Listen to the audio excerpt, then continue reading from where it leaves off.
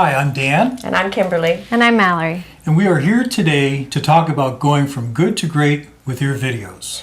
Now there's no doubt about it. Videos are the way to go. Seems like everybody has one, from the kid next door to Fortune 500 companies. Why do you think there's such an explosion of videos? Well, technology for one. The quality of video cameras from consumer models to professional rigs have improved greatly over the past few years. And price. Today you can get a full high-definition video camera shooting at 1920 by 1080 resolution for a fraction of the price that it would have cost just a few years ago. Computers also have web cameras built into them now, and even your cell phone can take an excellent video. Social media marketing is the other big catalyst. Popular websites like Facebook and YouTube have really encouraged the use of videos. Everything from kittens playing with a ball of yarn to corporate identity videos.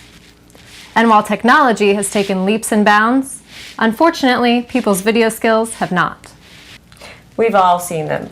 Shaky camera, poor audio, even business videos are subject to poor production values. And that's why we're here today.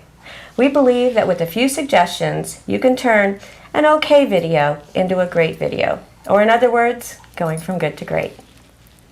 So let's get going and turn to our first topic on how to shoot a great video using a tripod. One sure way to spot an amateur video is if the footage is shaky. This is a dead giveaway. You never see shaky footage coming out of Hollywood, unless, of course, the director expressly wants to produce this effect. Hey Dan, how am I looking? Not too shaky, is it?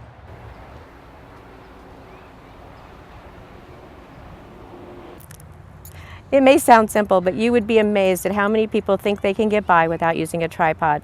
Plus, a good quality fluid head will give you those silky smooth pans and tilts that you see in many professional videos.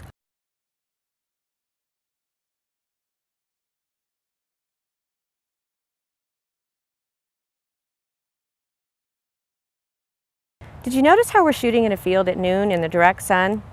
Do not do this. As you can see here, shooting in the direct sun can give you harsh shadows in critical areas of the face. This is definitely something to avoid. Try finding some shade. See how shooting in the shade loses those harsh shadows? This is a much more pleasant lighting effect. Many videographers find themselves shooting indoors, usually under fluorescent or tungsten lighting.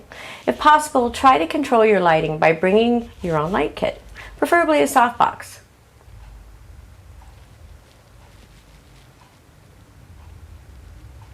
Now, as the name implies, softboxes give a soft, even light to the scene, preventing any shadows that might fall on the subject.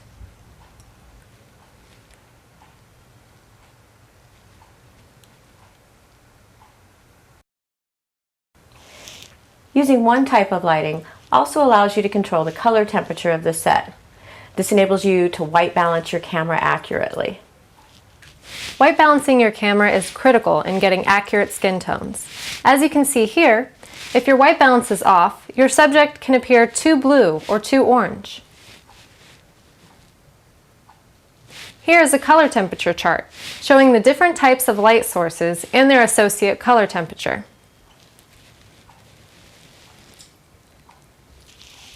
The easiest way to set your white balance is to hold something white in the frame and then press the white balance button on your camera.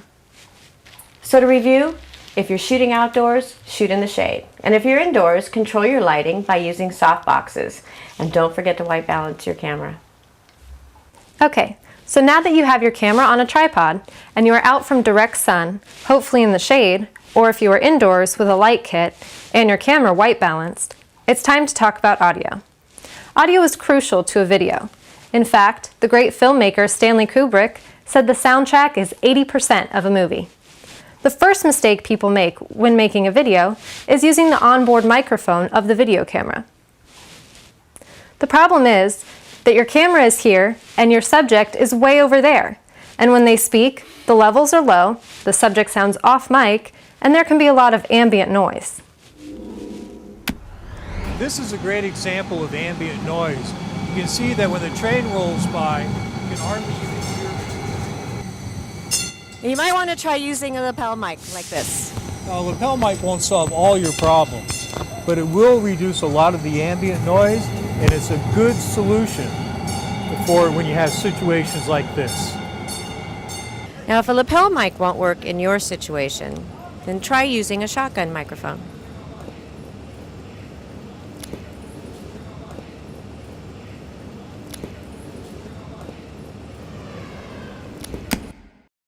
A shotgun microphone can be very handy when the mic needs to be completely hidden or out of the scene. You can also use a shotgun mic with a boom pole if needed. This is a very standard technique for capturing good audio. As you can see here, when framed correctly, you can't even tell that a boom pole is being incorporated to capture the audio from the talent. Okay, so this is where we put it all together. You have your video camera on a good sturdy tripod with a fluid head. You're shooting away from direct sun and in the shade or under controlled lighting. And you're using either a lapel mic or a shotgun mic. Now we're going to talk about composition. This really sets apart the pros from the amateurs. Good photographers know and use the law of thirds. Once you understand this concept, you will see it used everywhere, from still photography to commercials to movies, both big and small. Simply put, the law of thirds suggests that you divide your frame into thirds, like this.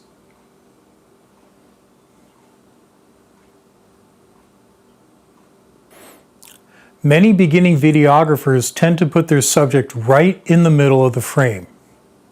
However, look how much more pleasing this shot could be if we composed it differently and moved Mallory over here.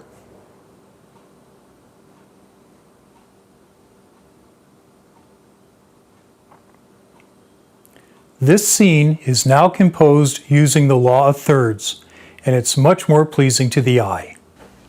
Now here's a two-shot. Two people in the frame, and their bodies are composed in such a way that they each take up 1/3 of the frame. See how easy that is? Once you get the knack of it, you will be using the law of thirds all the time. Excuse me, Dan. Would you mind composing me correctly?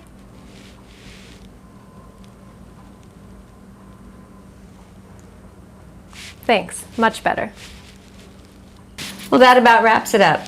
In this video, we covered the importance of using a good tripod, being aware of your lighting, how to capture good audio, getting a good white balance, and how to compose the visual elements in your frame. So now it's all up to you. With these 5 simple rules, you can now go from good to great with your videos. Happy shooting!